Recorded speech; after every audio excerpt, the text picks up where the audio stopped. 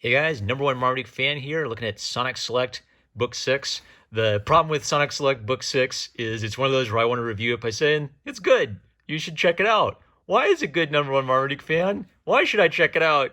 Because it's good. You should check it out. Actually, in some of the previous Sonic Select books, I've said a lot of them have weird selections. Like they'll have three good stories and three just completely bonkers stories, and I don't know what's going on. Book 5 was one of my favorites because it basically focused on the freedom fighters, which is one of the aspects where I think Sonic is at his strongest.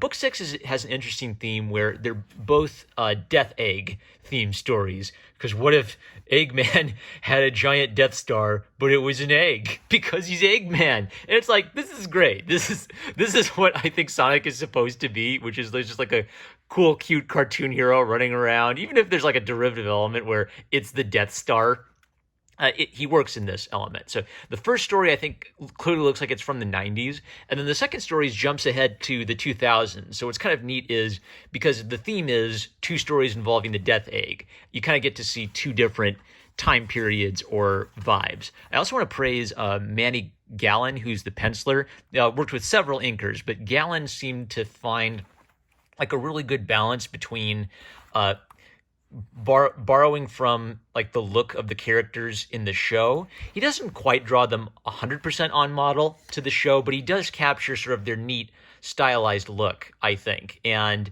good facial construction, good expressions, good details on like the technological terrors like the Death Egg, and fun stuff like Eggman in a giant robot suit fighting Sonic in a giant robot suit. That is so fun. By the way, when I turned to this page, I felt a disturbance in the force, like a million 12-year-olds cry out and suddenly became furries. Oh no.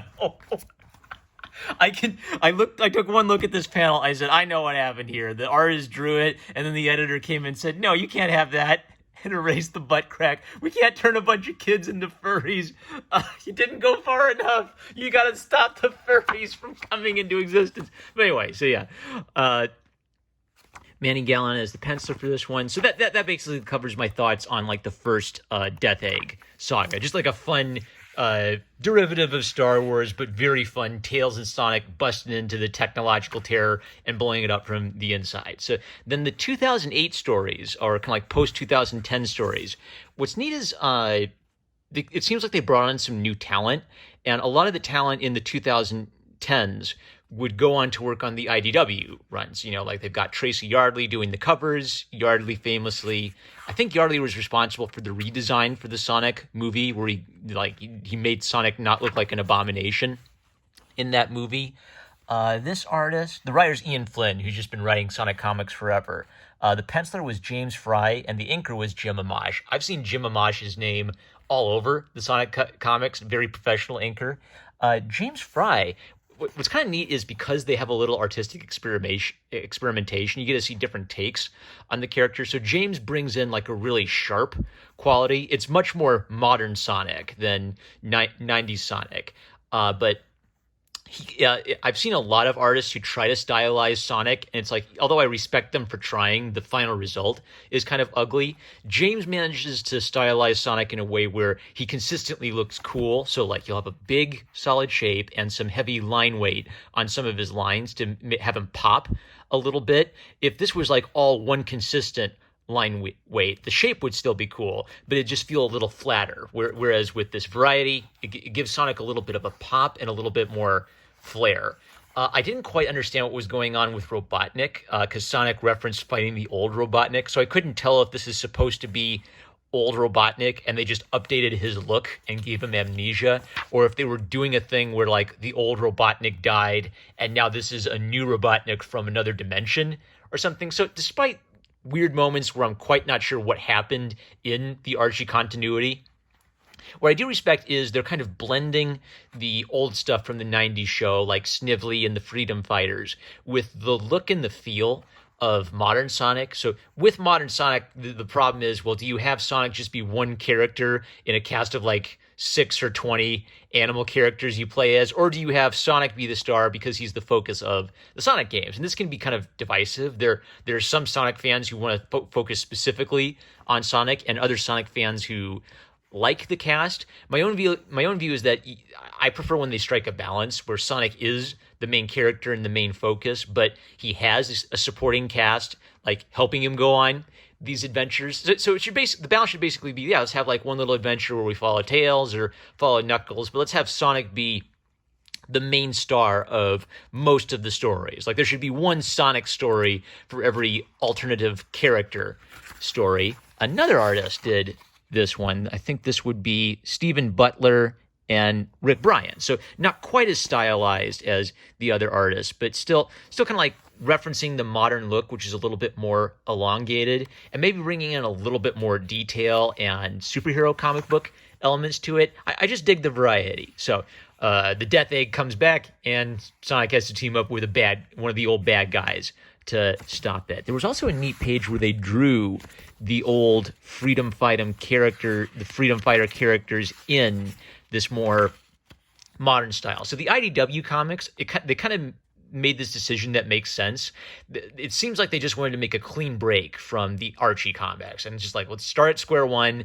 You don't have to know any of this old stuff. We're just going to like set it after one of the games because kids know the games these days, and we're not going to have like all of these extraneous characters weighing down everything, right? It's kind of like a nice, clean, fresh new start with the new video game characters. And the problem is some of the old characters were designed to flesh out the cast of Sonic's adventures before the new characters came in. So like Rotor was the tech guy before Tails became the tech guy in the new modern universe. So it can be like a real divisive point for Sonic fans where some of them only like old school Sonic, some of them vastly prefer new modern Sonic. I like aspects of both of them.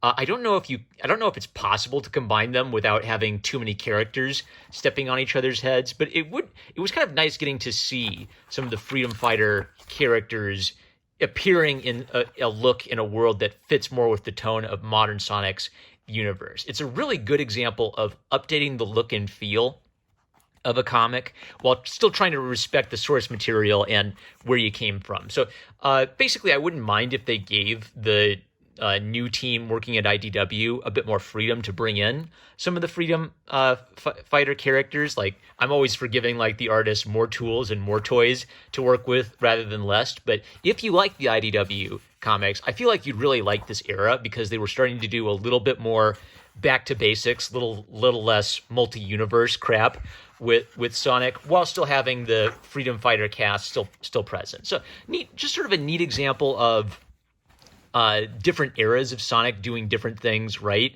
And a very good overall book. If some of the other books have really weird selections and they're picking, I think, not very good issues to include in the selections, this was every issue in this was a winner, and all of them have the overall vibe of, we got to stop Dr. Eggman from blowing up the planet with totally not the Death Star. It's the Death Egg. It has a nose cannon. That's fantastic. That's Sonic at his best. And it has Sonic in a giant metal Sonic robot fight. I gotta find that if I can. Maybe it's too late. I should have marked that. Oh well. Yeah, I won't show it for you. You've got to go get Sonic Select so you can see Sonic in his giant mecha Sonic armor fighting Robotnik in his giant mecha exoskeleton armor. That's it. I'm number one Robotnik fan. Love you guys. Check out this book. It's good, and you should totally check it out. I catch you later.